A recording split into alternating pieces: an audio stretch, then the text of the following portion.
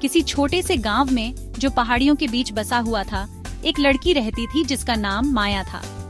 माया दिल से दयालु थी, हमेशा दूसरों की मदद करने के लिए तैयार रहती थी और अपने आसपास के सभी लोगों को खुश करना पसंद करती थी। लेकिन माया के जीवन में एक समस्या थी जो उसे परेशान करती थी। माया को कभी यह नहीं सिखाया गया था कि NO कैसे कहें। स्कूल में उसके दोस्त हमेशा उससे मदद के लिए कहते, माया, क्या तुम मुझे इस महीने 5वीं बार अपने नोट्स दे सकती हो? माया, क्या तुम मुझे यह भारी बैग उठाकर दे सकती हो जबकि मैं खुद इसे उठा सकती हूँ? माया, क्या तुम ये काम मेरे लिए कर सकती हो?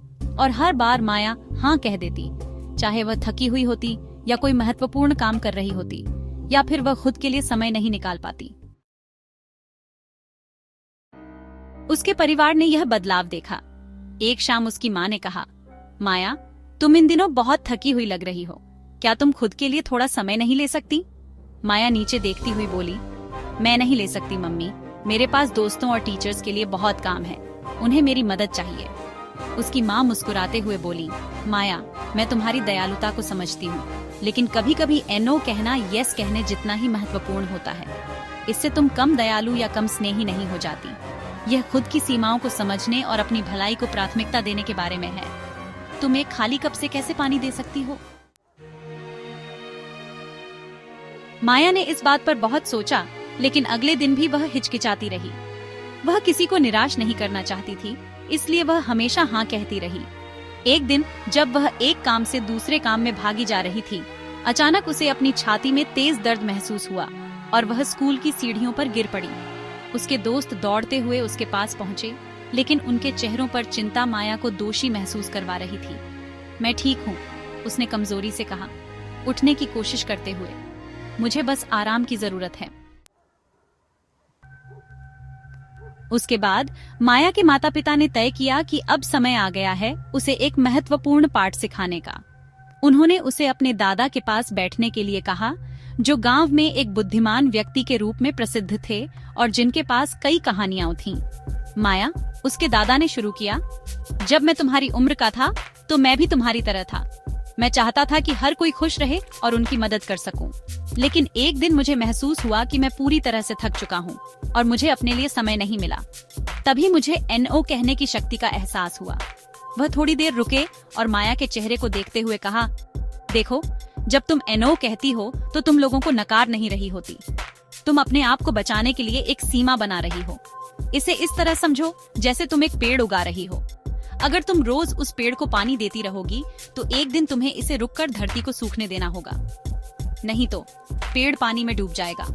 लेकिन जब तुम उसे आराम करने देती हो तो वह मजबूत और स्वस्थ होता है। तुम्हें भी आराम की जरूरत है। माया ध्यान से सुन रही थी, लेकिन फिर भी वह थोड़ा असमंजस में थी। लेकिन दादाजी, अगर लोग मुझसे नाराज हो गए तो?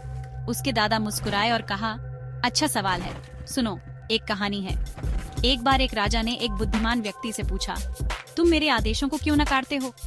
बुद्धिमान व्यक्ति मुस्कुराए और बोले, मैं NO कहता हूँ ताकि मैं उन चीजों को यस कह सकूं जो ज्यादा महत्वपूर्ण है।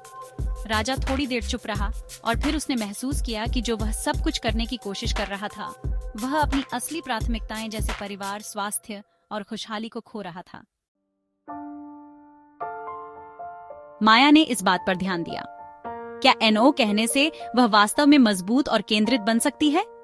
क्या इससे उसे खुद का ख्याल रखते हुए दूसरों की मदद करने का तरीका मिल सकता है? वह इसका उत्तर जानने के लिए उत्सुक थी। अगले दिन माया की दोस्त प्रियंका ने उसे एक काम करने के लिए कहा। प्रियंका हमेशा माया से मदद मांगती थी और माया बिना सोचे हमेशा हाँ कह देती थी। लेकिन आज माया ने अपने दादा की बात याद की और थोड़ा रुककर सोचा। प्रियंका, माया ने ध्यान से कहा, मुझे खेद है, लेकिन मैं आज तुम्हारी मदद नहीं कर सकती। मुझे खुद कुछ जरूरी काम करने हैं। प्रियंका पहले थोड़ी चौंकी, लेकिन फिर मुस्कुराते हुए बोली, ओह, मैं समझती हूँ माया, सच बोलने के लिए धन्यवाद, हम इसे सुलझा लेंगे। माया ने राहत की सांस ली। यह आसान नहीं था, लेकिन पहली बार उसे एहसास हुआ कि NO कहना उसे स्वार्थी या बुरा नहीं बनाता। वास्तव में इससे उसे अपनी प्राथमिकताओं पर ध्यान देने का समय मिला, जैसे कि उसकी सेहत, उसके शौक और अपने परिवार के साथ समय बिताना। कुछ हफ्तों बाद माया की माँ ने पूछा, अब तुम कैसी महसूस कर रही हो? मेरी प्यारी। माया मुस्कुराई। मैं अब मजबूत महसूस करती हूँ मम्मी। मैं अभी भी अपने दोस्तों की मदद करती हूँ, लेकिन अब मैं अपना ख्याल भी रखती हूँ। मैंने सीखा है कि कभी कभी नो कहना उन चीजों को यस कहने का सबसे महत्वपूर्ण तरीका है जो सच में महत्वपूर्ण है। माँ ने गर्व से मुस्कुराते हुए कहा, मैं बहुत खुश हूँ माया। तुमने एक मूल्यवान पाठ सीखा है। जीवन संतुलन के बारे में है, जानना कि कब देना है और कब कुछ चीजों को खुद के लिए रखना है। तुम्हें हर चीज में हाँ नहीं कहना है, और जब तुम हाँ कहोगी तो वह बहुत अधिक मायने रखेगा, क्योंकि वह शक्ति और प्रेम से आएगा। और इस तरह माया एक मजबूत, आत्मविश्वासी लड़की बन गई, जिसे नो कहने की कला आ गई, और इस प्रक्रिया में उसने यह सीखा कि वह दुनिया को कितना ज्यादा दे सकती है।